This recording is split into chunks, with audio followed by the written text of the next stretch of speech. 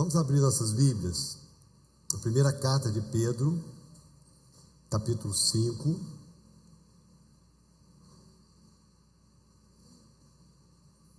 Nós vamos ler do versículo 5 ao 11.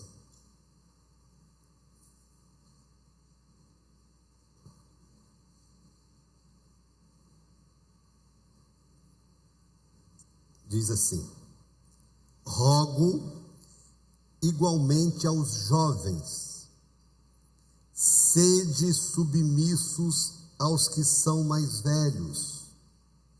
Outros sim, no trato de uns com os outros, cingivos todos de humildade, porque Deus resiste aos soberbos, contudo aos humildes concede a sua graça.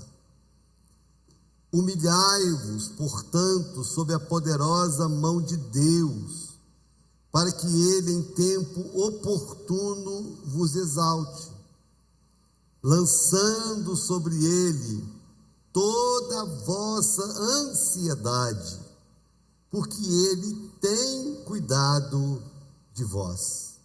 Sede sóbrios e vigilantes.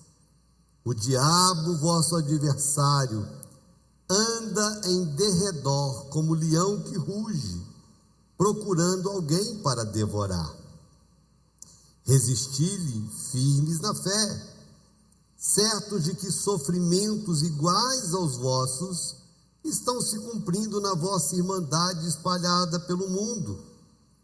Ora, o Deus de toda graça, que em Cristo vos chamou à sua eterna glória, depois de terdes sofrido por um pouco, Ele mesmo vos há de aperfeiçoar, firmar, fortificar e fundamentar. A Ele seja o domínio pelos séculos dos séculos. Amém. Pai, eu quero te agradecer mais uma vez por esse dia, pela oportunidade que tivemos cedo de estar na tua casa, poder estar aqui mais uma vez, iniciando uma semana. Encerramos uma noite, iniciamos uma semana. Meu Deus, e que possamos caminhar debaixo da orientação da tua palavra. Que a tua palavra encontre lugar no nosso coração, na nossa vida. E que possamos dar uma resposta coerente àquilo que o Senhor tem nos ministrado através dela. Queremos receber essa palavra, sem reservas, sem questionamentos, sem dúvidas. Fala conosco. Se vem do Senhor, nós queremos tudo. Então fala conosco em nome de Jesus. Você pode dizer amém? Muito bem. Temas comuns que precisamos sempre manter vivos na nossa mente e no nosso coração. E um que a gente sempre vai compartilhar, porque ele é comum a todo ser humano normal, é o que trata de crise. Crise, problema, luta, guerras, às vezes mais intensos, às vezes parece que a gente passa por algum refrigério, mas em todo o tempo sempre tem alguém enfrentando as suas. Quem aqui está enfrentando alguma guerra? Quem aqui está enfrentando uma guerra muito séria? Alguns, né? Enfim, mas se você não está, você vai entender que possivelmente você está e não está nem discernindo o que é, né? Mas é algo comum a todos nós. E passar por crise, passar por lutas, não nos faz menos amados, não nos faz menos cristãos, não nos faz menos espirituais, não, nunca. Na verdade, nos faz humanos. Todo ser humano passa. E a grande questão não é passar. A grande questão é se no final eu vou vencer ou se eu serei vencido. porque em muitas batalhas, por mais que a gente saiba que na guerra final nós vamos vencer, mas em muitas batalhas a gente assiste cristãos, sim, sendo derrotados. E por quê? Porque às vezes não sabem se posicionar diante da guerra, não sabem se posicionar diante das batalhas. E eu queria então compartilhar uma palavra com você. Eu vou tentar agora à noite, porque de manhã eu não consegui tanto, ser um pouco mais claro em relação à postura que a Bíblia me ensina que eu preciso ter diante dos desafios que eu enfrento. Essa carta, que foi escrita pelo apóstolo Pedro, leva o nome dele, né? Que foi aquele apóstolo que andou com muita intimidade com Jesus. E ele escreve essa carta para um grupo de irmãos que, por causa de uma perseguição que havia atingido Jerusalém principalmente, e os cristãos se espalharam por vários lugares, inclusive por países vizinhos a Israel, que eram os dispersos dessa perseguição. E ele escreve para esses irmãos dispersos. Você imagina uma perseguição e uma pessoa ter que sair da sua casa, ter que sair da sua cidade, ter que sair da sua cultura, ter que sair do seu país, ter que se refugiar em outro lugar, simplesmente porque ele é cristão, simplesmente porque ele crê em Deus, e ele foi perseguido por causa disso. E Pedro então escreve essa carta para esses irmãos, mostrando que eles deveriam ter uma postura diante do momento, uma postura diante dos desafios, e que essa postura iria sim definir o nível de vitória que eles teriam no final. Então eu queria que você prestasse atenção, porque eu creio que essa palavra e essa postura que a Bíblia vai me ensinar, ela é aplicável a todas as áreas que nós enfrentamos lutas, a todas as áreas que nós somos desafiados. Então, se você enfrenta algum desafio na sua vida pessoal, emocional, familiar, enfim, preste atenção, porque essa postura pode sim ser uma resposta para você vencer o que você está enfrentando. Vamos lá. Primeira postura que Pedro ensina e que eu preciso ter diante das minhas lutas, crises e dificuldades, é de sujeitar a minha vida a Deus. Presta atenção nessa palavra. Olha o que ele diz no verso 6. Humilhai-vos, portanto, sob a poderosa mão de Deus, para que Ele, em tempo oportuno, vos exalte. No versículo anterior, ele já havia trazido uma orientação dizendo: cingi-vos todos de humildade, porque Deus resiste ao soberbo, mas dá graça ao humilde. Então a primeira postura que Pedro orienta: poxa, você quer vencer, você quer enfrentar os seus desafios, quer vencer, aprenda o caminho da humildade, aprenda a se sujeitar a Deus. Às vezes parece, não sei se é impressão minha, que algumas pessoas fazem uma leitura de soberba e humildade como se fosse uma virtude que Deus distribuiu, como se Deus tivesse distribuído e feito alguns humildes e feito alguns soberbos. Parece que algumas pessoas analisam soberba e vaidade dessa forma. Mas quando eu olho para a Bíblia, eu percebo que tanto um como o outro é uma resposta que cada um dá, com uma decisão que cada um toma. Porque Jesus, quando fala de humildade, ele fala de algo que eu preciso aprender. Ele disse: aprendei de mim, porque sou manso e humilde. Então, humildade, submissão, é um aprendizado, É uma resposta que eu dou diariamente, diante das circunstâncias, dos desafios que eu enfrento. Da mesma forma a soberba, da mesma forma o orgulho. É uma resposta que eu decido dar. E por mais simples que pareça, perder ou vencer está justamente nessa escolha. Se eu decido o caminho da soberba, do orgulho e da prepotência, eu estou assinando o meu atestado de derrota, porque Deus vai me resistir. Esse texto, eu confesso que é um dos textos que mais me atemoriza, porque tem gente que tem medo do diabo, tem gente que tem medo do homem mau, tem gente que tem medo de circunstâncias contrárias e complicadas. Porém, todos esses adversários são vencíveis. Ainda que o inferno inteiro se levante contra você, você pode vencer. Amém ou amém? Mas ninguém vence Deus.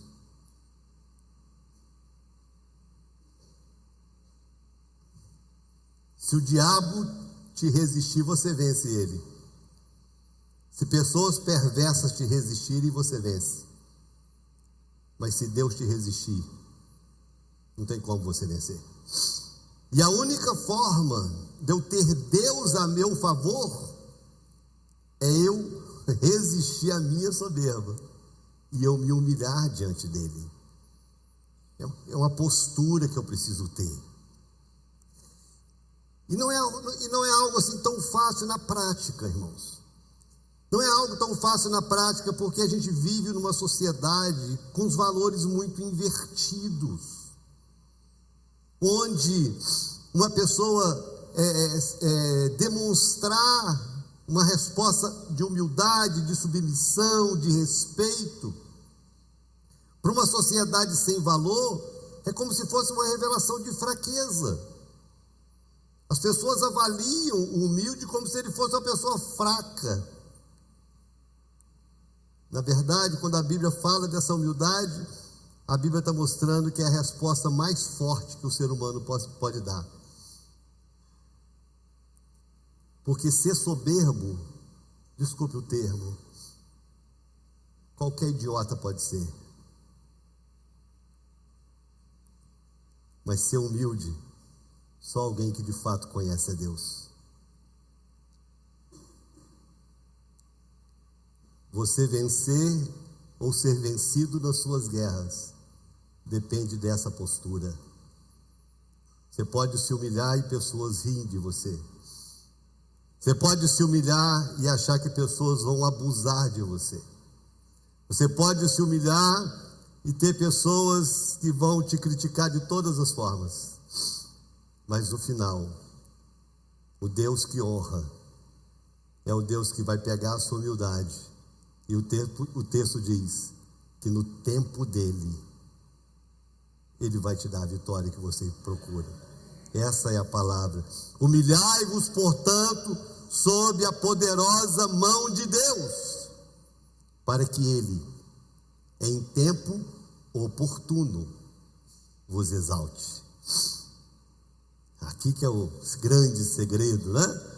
Não é no meu tempo, e aqui que a humildade é provada, né? Porque não é no meu tempo, não é na minha hora, não é do meu jeito, não é dentro dos meus planos. Cabe a mim apenas o caminho da humildade, o caminho da exaltação, o caminho da vitória. O tempo disso acontecer está nas mãos daquele que conhece, que sonda os corações. Quer vencer?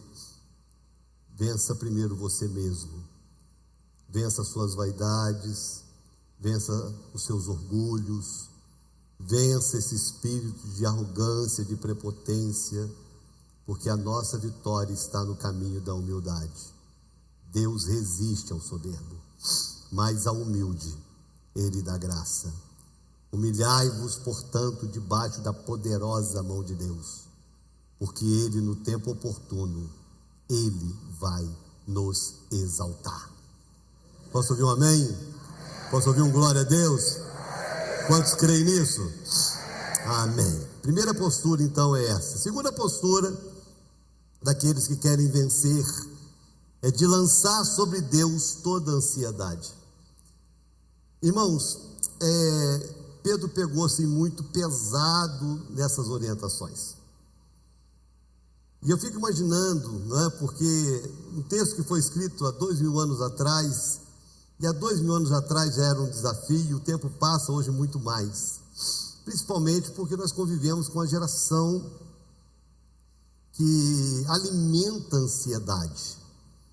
Tem hoje tantos gatilhos, né, para a ansiedade. Hoje talvez um dos principais aí, causadores de problemas psicológicos, seja as redes sociais, essa coisa, né, de celular, que por falta de controle tem adoecido muitas pessoas. E então essa ansiedade que Pedro fala 2000 anos atrás que era um problema, hoje esse problema se agravou, não é? E não é muito fácil para muitas pessoas conviver com isso. Não é muito fácil. E consultórios aí de psicologia estão cheios, de psiquiatria, e que hoje a ciência trata isso como uma doença, né? E de fato você precisa levar isso a sério e tratar mesmo, mas eu também preciso tratar isso como a Bíblia trata. E a Bíblia não trata apenas ou como uma doença psicológica, a Bíblia trata como pecado. Quando a Bíblia fala de ansiedade, a Bíblia trata isso como falta de confiança em Deus. Porque o texto diz o seguinte: lançando sobre ele toda a vossa ansiedade, porque ele tem cuidado de vós. Tem ou não tem? Tem. Ou Deus não tem cuidado de você? Quantos aqui tomaram café hoje? Quantos fizeram pelo menos uma refeição hoje? Quantos têm mais de uma roupa para se vestir? A palavra do Senhor diz que se eu tiver o que comer e o que vestir, eu já devo ser grato. Na verdade, nós temos muito mais do que a maioria das pessoas do mundo tem. Nós vivemos numa cultura de muita fartura, de muita abundância. Mesmo as pessoas do nosso contexto mais sacrificadas, elas comem carne. Então não dá para comparar a realidade de fome que às vezes alguns países passam. Então Deus, de fato, nós vivemos esse contexto de um cuidado divino muito, muito especial. O Brasil, né, é um país muito abençoado e nós vivemos essa realidade. Porém, com todo o cuidado que Deus tem com a gente, as pessoas ainda muitas vezes são dominadas pela ansiedade. E algumas coisas assustam, porque muito dessa ansiedade são de coisas que nem existem. Tem gente que acorda ansiosa sem ter agenda. O que eu não sei. Estou preocupado. Com o quê? Não sei. Você tem algum compromisso hoje? Não. Eu estou assim, acordei assim. Parece que alguma coisa ruim vai acontecer. Então ela está ansiosa por algo que nem existe. E algo que vem se agravando, porque isso está atingindo cada vez mais pessoas mais novas.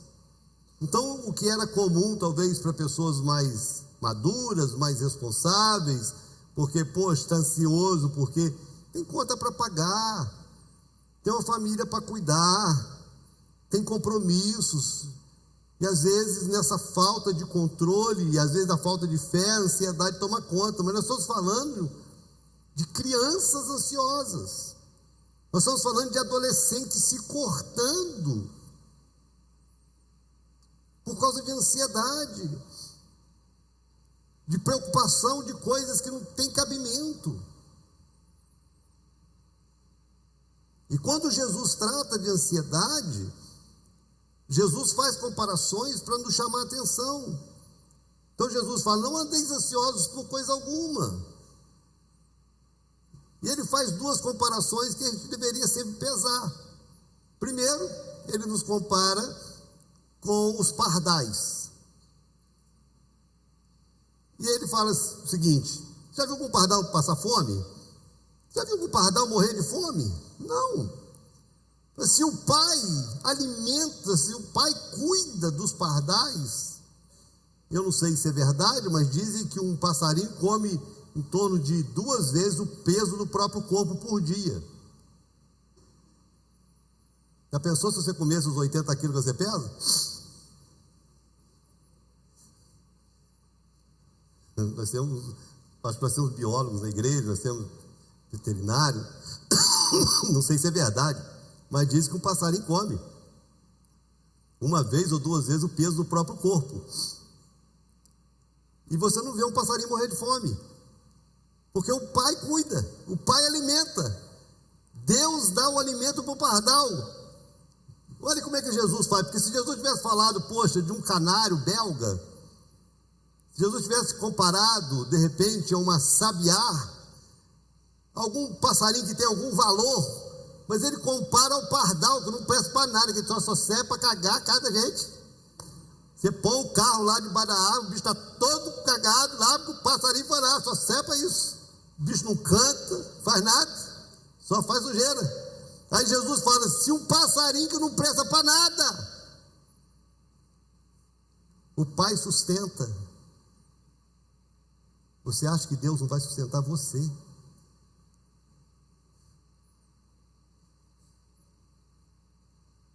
Olha para os lírios do campo. Olha os lírios do campo. De manhã está lindo, de tarde o sol bate, seca e acaba. Nem Salomão em toda a sua glória se vestiu como um lírio do campo. Você acha que Deus, que se ocupou em fazer um lírio lindo para durar um dia, não vai cuidar de você? Você acha que você não é mais importante que um lírio do campo?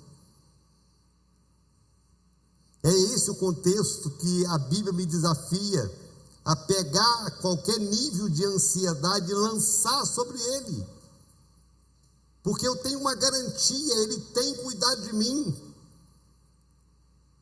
A ansiedade é um argumento contra mim.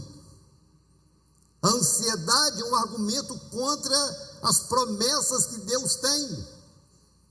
A ansiedade é um impedimento da minha vitória. Se eu não vencer a ansiedade, eu não consigo vencer as crises, os desafios que me rodeiam. Então Pedro ensina: quer vencer?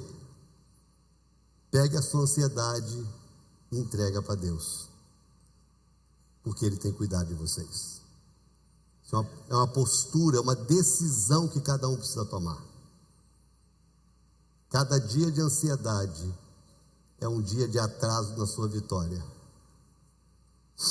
Enquanto você não vencer a ansiedade, você não vence as suas guerras.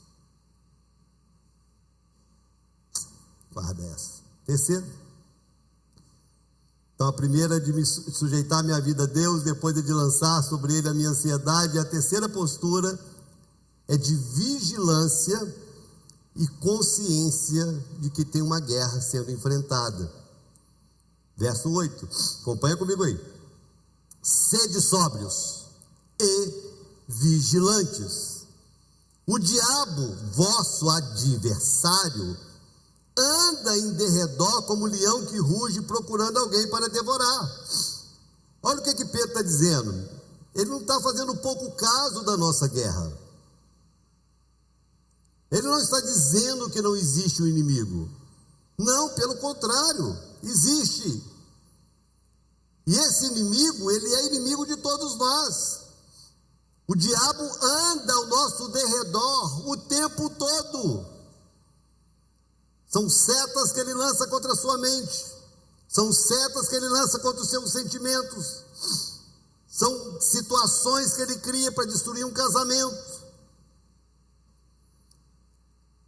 A pastora de vocês subiu aqui e orou por alegria. Setas de tristeza. Às vezes a pessoa do nada está triste. O que houve? Não sei. Aconteceu alguma coisa? Não sei. Por que você está triste? Não sei. E sabe por que ela não sabe? Porque ela não consegue discernir que é o diabo, tentando roubar a alegria, tentando roubar a paz. Então o texto diz que tem uma postura. Eu preciso me posicionar. Primeiro, ser vigilante. Jesus ensinou isso. Vigiai e orai, para que não entreis em tentação. Então vigie.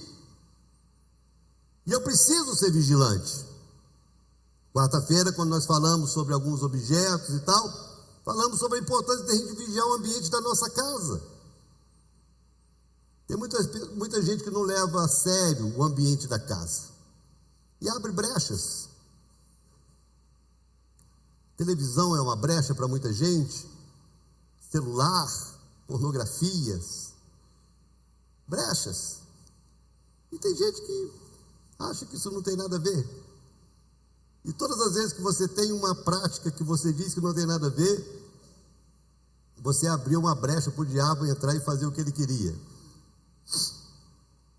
É sempre assim. Então vigia. Vigia. Vigia o que você fala. Vigia o que você ouve. Vigia para onde você olha. Vigia com quem você anda. Vigia os sentimentos do seu coração. Vigia. Seja uma pessoa que tenha mais discernimento para as estratégias do diabo em tentar te derrubar, porque essa sempre será a proposta dele. O diabo ele não passa rasteiro em ninguém. O diabo é mais inteligente do que algumas pessoas pensam. O diabo não passa rasteiro em ninguém, irmãos. Ele só põe as armadilhas. E cada um tropeça pela falta de vigilância. Ele vai só cercando. E na falta de vigilância, alguns caem. Quer vencer? Pergunta para a pessoa que está ao seu lado: você quer vencer? Quer vencer as suas guerras? Então leve a sério a sua guerra. Vigia. Vigia. Deus não está brincando de ser Deus. Mas o diabo também não está brincando de ser diabo. Quarto, vamos lá.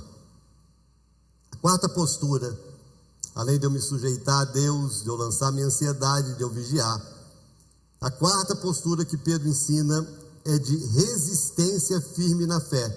Eu estou usando bem os termos que ele usou. Verso 9, ele diz o seguinte: resisti-lhe firmes na fé, certos de que sofrimentos iguais aos vossos estão se cumprindo na vossa irmandade espalhada pelo mundo. Primeira coisa que ele está dizendo, irmãos, e que para a gente precisa ser um consolo até, porque é muito comum a gente enfrentar guerras e achar que é só a gente. É muito comum a gente enfrentar problemas e achar que é só a gente.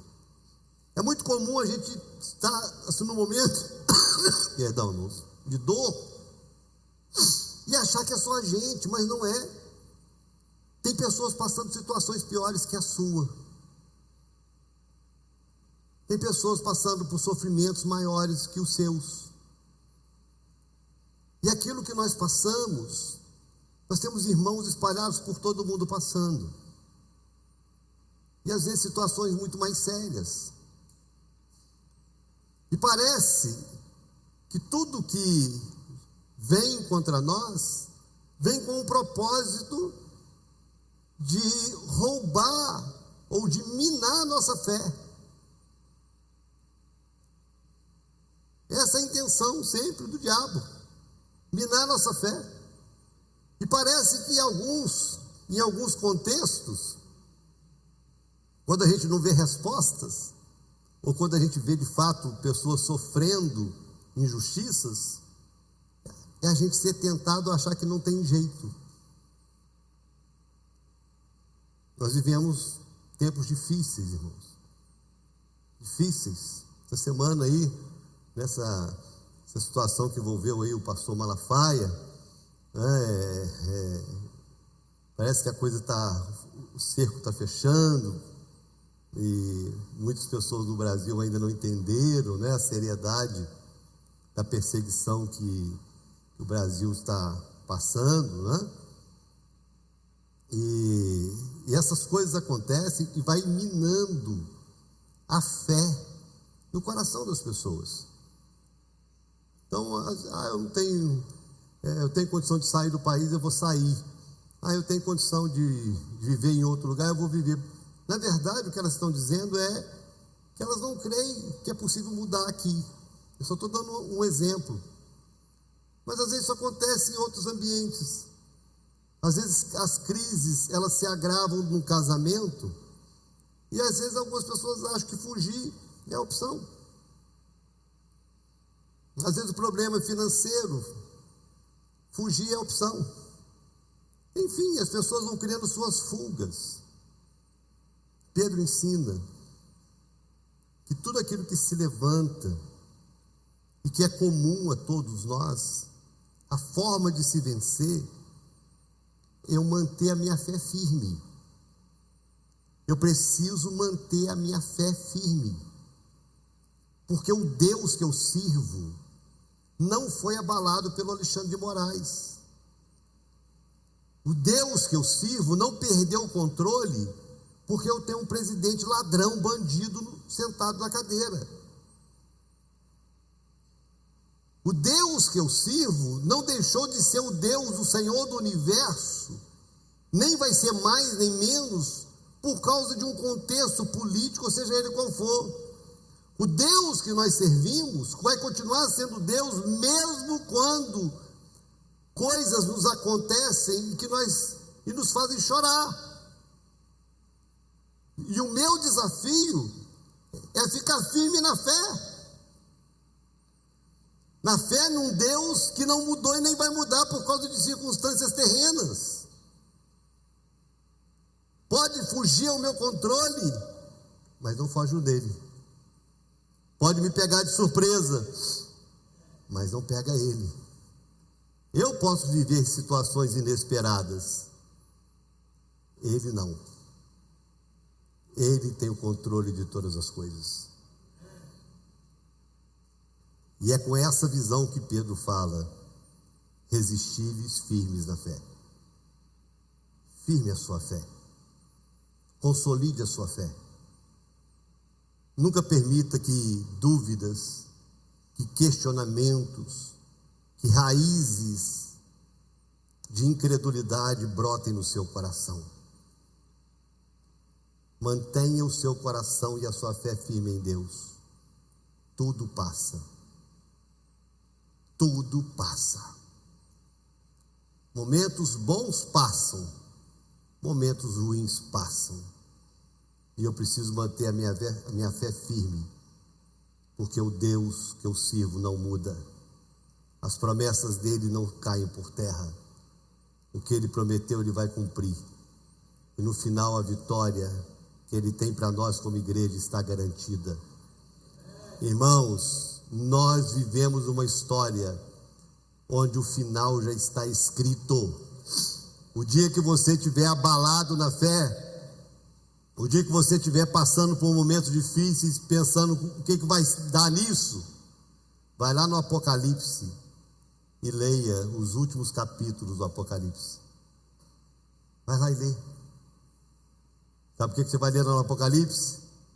Uma multidão vestida de branco, com palmas nas mãos, glorificando o Cordeiro.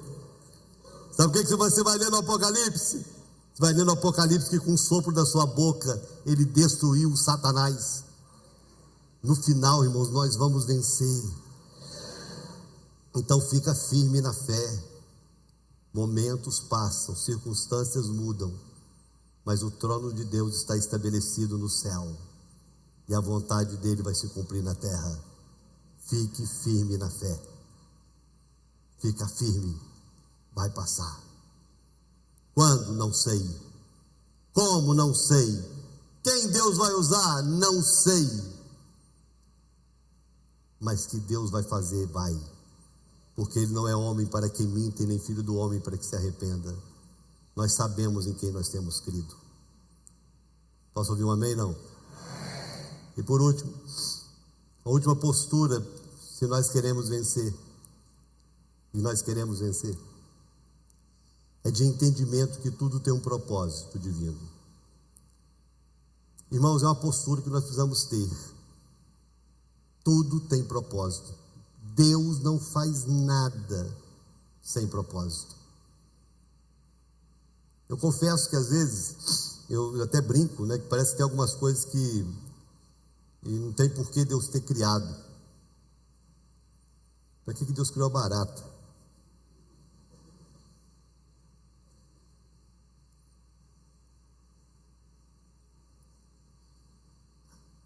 Por que Deus criou a barata? Fala sério. Há um tempo atrás, eu não lembro se foi Paris, teve uma capital da Europa, que fizeram um trabalho de detetização e acabaram com todas as baratas do esgoto. Com um ano, todos os esgotos estavam entupidos. E eles tiveram que fazer uma repovoação de barata no esgoto, porque a barata servia para manter o esgoto funcionando. Se Deus tem propósito até para uma barata,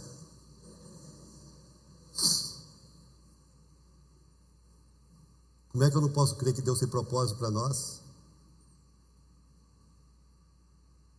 Você acha que o que você está passando é em vão?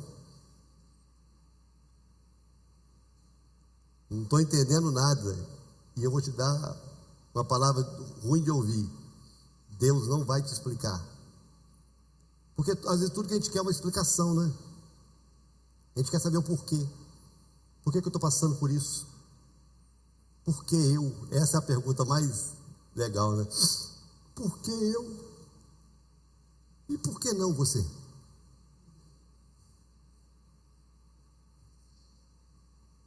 Então às vezes a gente faz perguntas como se a gente fosse melhor do que os outros. Enfim. E são perguntas que Deus nunca responde. Deus não vai te responder por que você, Deus não vai responder nada. Mas saiba que mesmo sem resposta, Ele tem um propósito por trás disso. Ora, o Deus de toda graça, que em Cristo vos chamou à sua eterna glória, depois de terdes sofrido por um pouco, Ele mesmo vos há de aperfeiçoar, firmar, fortificar e fundamentar. Tem propósito. A sua luta tem propósito. As suas lágrimas têm propósito. O seu choro tem propósito.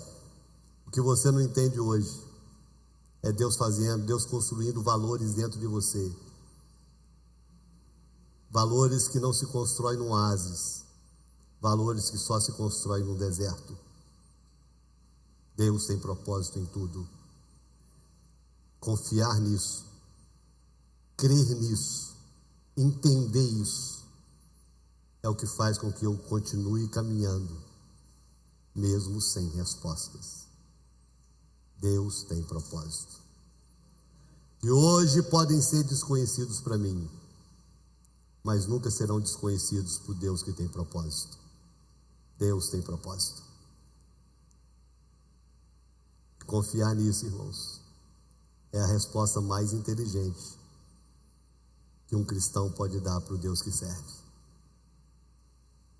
Eu não sei se você que está aqui já enfrentou ou está enfrentando, mas se você não enfrentou ou não está enfrentando, enfrentar é uma questão de tempo, porque todos nós enfrentamos, né, em algum momento.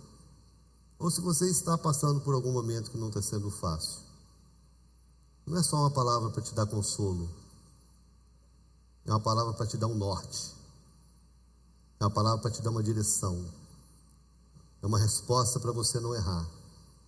Não erre. Não erre tomando decisões em momentos de crise. Não erre tomando decisões em momentos de luta, de dor, de lágrima. Espera. Se humilhe debaixo da potente mão de Deus. No tempo dele, ele vai exaltar você, lançando sobre ele toda a vossa ansiedade. Ele tem cuidado de nós. Vigia. Sede sóbrio. Não brinca. Tem um diabo rodeando, tentando nos tragar. Não dá brecha para ele. Fica firme. Mantenha a sua fé firme. E saiba que Deus tem propósitos que vão se cumprir na nossa vida. Essa é a palavra. Vamos ficar de pé para a gente orar.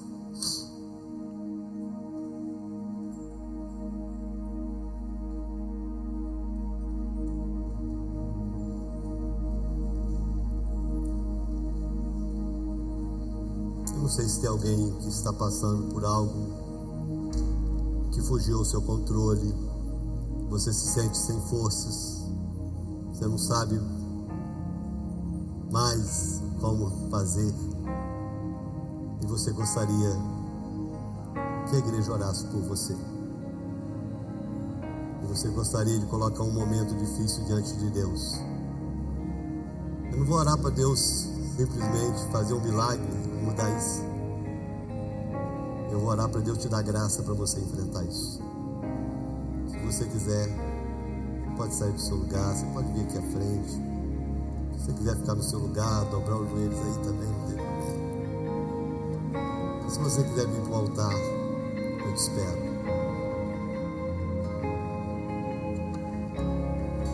Se o momento está difícil,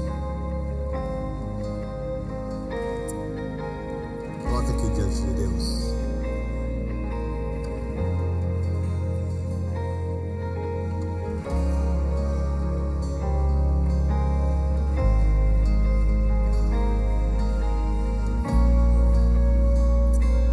Para chorar na presença dele. Melhor lugar para a gente derramar a nossa vida no altar. Também. E às vezes pode ser que algumas pessoas vejam um adolescente chegando aqui na frente. Pode ser que alguém olhe e diga que adolescente tem problema.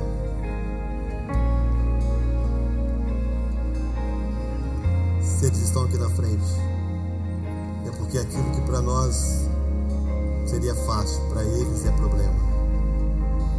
Então não importa se para outras pessoas o que você enfrenta pode parecer bobagem,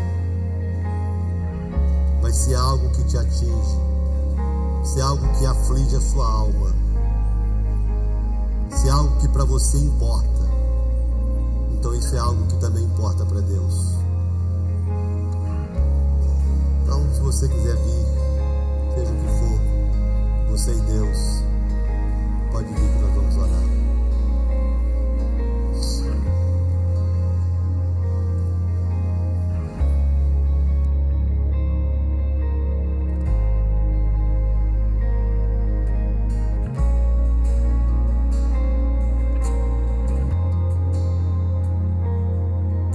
Pai, eu quero agradecer por essa noite, por esse tempo na tua casa, por esse ambiente tão tranquilo, tão harmonioso, tão saudável. Te agradecer por essa palavra tão simples, mas tão esclarecedora. Nós estamos aqui para nos submeter a essa palavra, para nos submeter à tua palavra. Estamos aqui, meu Deus, porque nós queremos ter uma postura bíblica diante da vida, diante dos desafios, diante das crises, das lutas que nos atingem. Nós estamos aqui nos humilhando debaixo da tua mão. Nós estamos aqui nos sujeitando sob a tua poderosa mão. Se nós temos a opção entre o orgulho e o quebrantamento, nós decidimos pelo quebrantamento.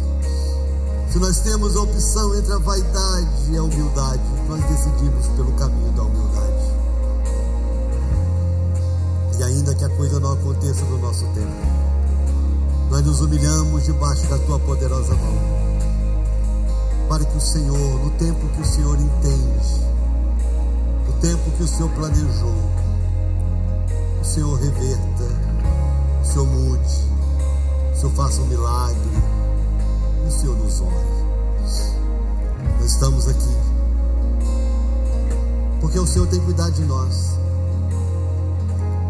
e nós queremos lançar sobre o Senhor a nossa ansiedade e toda a nossa ansiedade. Nós queremos lançar aos pés da cruz aquilo que nos preocupa, que nos aflige, que nos entristece, que nos angustia. Nós tomamos essa decisão hoje à noite, meu Deus. E não só os que estão aqui à frente, mas muitos que nem vieram, mas que no coração estão decidindo trocar a ansiedade pela confiança no Senhor. Eu oro para que o Senhor abra os nossos olhos espirituais, para que a gente consiga discernir a guerra,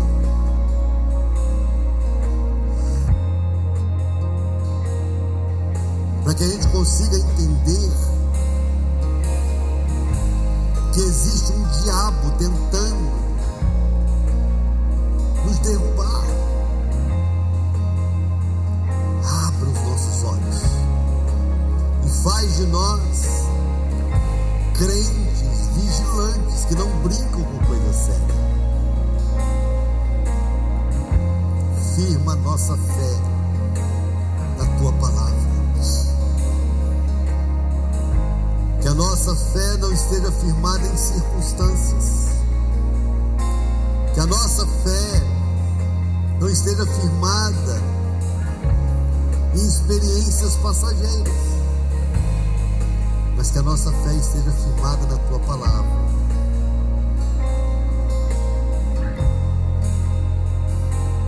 E hoje, meu Deus, nós entendemos que o Senhor tem propósito em tudo. Nós queremos viver plenamente todos os teus propósitos. Por isso estamos aqui, nos lançando aos teus pés, um ato de entrega e de total dependência do Senhor.